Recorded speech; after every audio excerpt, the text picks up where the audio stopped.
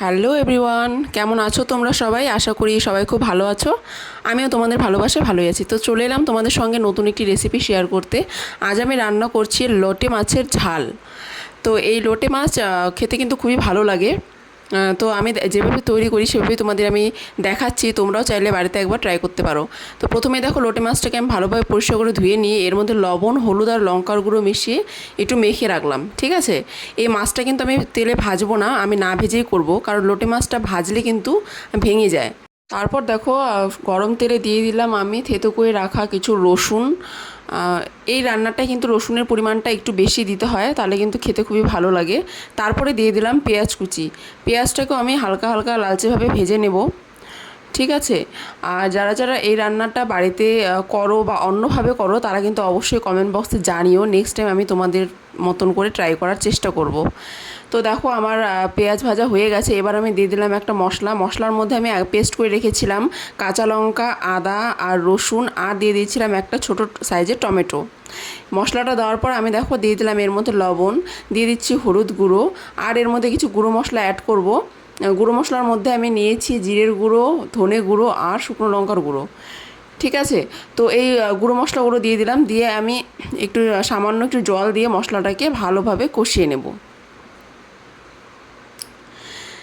যারা যারা আমার আইডিটা এখনও ফলো করোনি, তারা অবশ্যই ফলো করে নিও। আর ভিডিওটি ভালো লাগলে অবশ্যই লাইক, কমেন্ট আর শেয়ার করতে ভুলো না কিন্তু। ঠিক আছে। এই দেখো, আমি জল দিয়ে দিলাম, দিয়ে আমি এখন মশলাটাকে ভালোভাবে কষিয়ে নেব। আস্তে আস্তে করে মশলাটাকে আমি কষিয়ে নেব। আর লোটে মাছ কিন্তু ভাজতে গেলে একেবারেই ভেঙে যায়। তো যেই কারণে এইভাবে করলে কিন্তু লোটে মাছ একটাও ভাঙবে না, আর খেতেও কিন্তু খুবই সুস্বাদু হয়। তোমরা এইভাবে কিন্তু ট্রাই করতেই পারো। ঠিক আছে। তো দেখো, মশলা কষানো হয়ে গেছে। এর মধ্যে আমি এবার দিয়ে দিলাম গরম জল। জলটা দিয়ে আমি একটু নেড়ে চেড়ে নিচ্ছি। নেওয়ার পর এবার যখন জলটা ফুটে যাবে, আমি কিন্তু এর মধ্যেই লোটে মাছগুলোকে এক এক করে ছেড়ে দেবো। তো দেখো বন্ধুরা, আমার জল কিন্তু ফুটে গেছে। এবার আমি এর মধ্যে লোটে মাছগুলোকে এক এক করে দিয়ে দিলাম। লোটে মাছগুলো কিন্তু এখানেও নাড়া যাবে না, নাড়লেই কিন্তু ভেঙে যাওয়ার সম্ভাবনা থাকে। সেই কারণে আমি এটাকে কিন্তু একদমই খুন্তি এর মধ্যে লাগাবো না। ঠিক আছে। দেখো, লোটে মাছগুলোকে দিয়ে দিলাম। দেওয়ার পরে শুধু লোটে মাছগুলোকে আমি একটু নেড়ে ডুবিয়ে দিচ্ছি ঝোলের মধ্যে, যেন সম্পূর্ণ লোটে মাছটা ঝোলে ডুবে থাকে। দেখো বন্ধুরা, আমার লোটে মাছ কিন্তু প্রায় হয়ে এসেছে। আমি কিন্তু লোটে মাছগুলো দেওয়ার পরে এটাকে ঢাকা দিয়ে 5 মিনিট রেখে দিয়েছিলাম। এবার দেখো, ঢাকা সরিয়ে আমি কিন্তু এটাকে একটু কড়াইটাই ঝাঁকিয়ে নিলাম, আমি কিন্তু খুন্তি দিয়ে এটাকে নাড়লাম না। ঠিক আছে। তারপরে দেখো, আমার কিন্তু ঝোলটা টেনে নিয়েছে, আরও কিছুক্ষণ মতন ফুটিয়ে নিয়েছি। তারপরে আমি দিয়ে দিচ্ছি এর মধ্যে ধনেপাতা কুচি। এবার কিন্তু আমার রান্নাটা সম্পূর্ণ কমপ্লিট। এবার কিন্তু সার্ভ করার পালা।